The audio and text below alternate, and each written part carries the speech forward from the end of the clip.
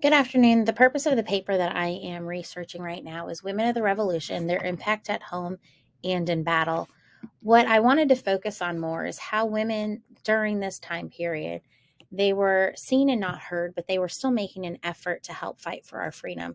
They were fighting at home, whether it was supporting their husbands and taking care of everything at the home, or how they were actually joining the war effort. So, what exactly did that look like in both sides? And then I started exploring the relationship that women had with society pre-revolutionary times. And that's where I really realized that if you were to be respected in society, if you were to be a part of colonial times and as a woman to be known as a God-fearing woman, you respected your husband and you really didn't voice your opinions in public.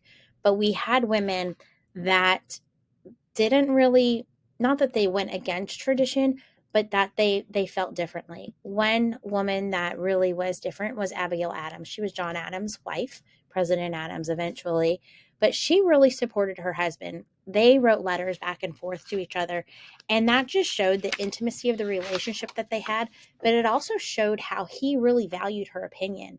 She expresses periods of loneliness, periods that she struggled being apart from her husband and raising her children. But then she also said that, she wanted to go ahead and continue with the war. She wanted to fight for their freedom. And you realize throughout these letters that he viewed her as his intellectual equal. He did not treat her as though her opinion was, hey, that's fine.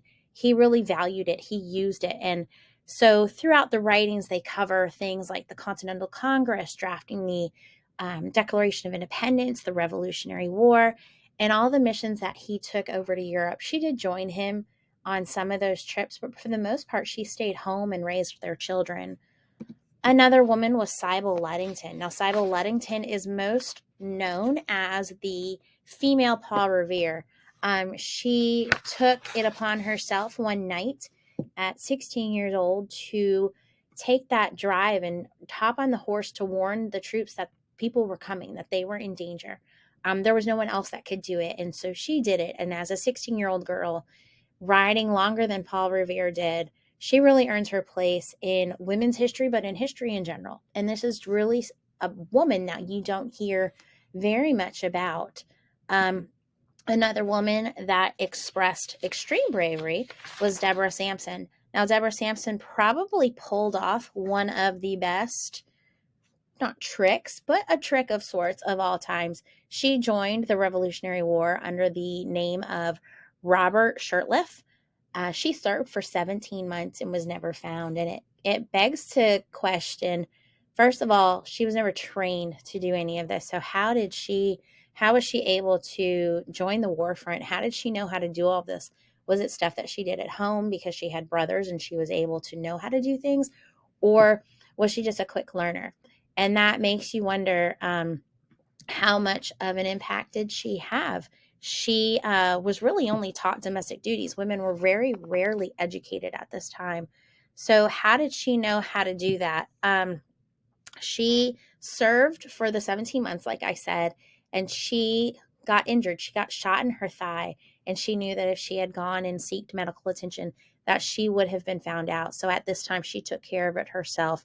So that really shows that she was pretty tough as well. And the last one I wanted to talk about was Mercy Otis Warren. Mercy Otis Warren is really known as a historian of the Revolution. She realized the importance of the spoken word. She didn't hold back. She was a master of letter writing, and she wrote a lot of letters. And she wrote them not only to women, but she continued to correspond with women. But she really did reach out to prominent men in society like John Adams and James Winthrop, and they corresponded with her. They again valued her opinion. They realized that she kind of knew what she was talking about. And this is something that really paves the way for women in journalism as well. Um, Jacqueline Renier in A Woman's Dilemma wrote that she conceived the idea that she could and should have opinions, and that those opinions should be intellectually sound, worth expressing in speech and in writing. The story of Mercy Otis Warren does continue to live on because we have so many women that are in the news realm and journalism, and you can see how that really did impact our society. So we have trailblazers that paved the way for future generations, or how women were able to have a voice, to be able to vote, to be educated, to have a prominent place at the table and make a difference for our nation.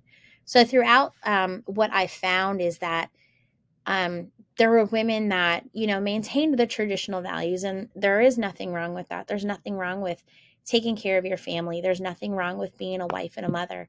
But these women show you, especially Abigail Adams, that you could be a fantastic wife and a mother and very supportive, but still have an opinion and still have a voice and still be valued in that world.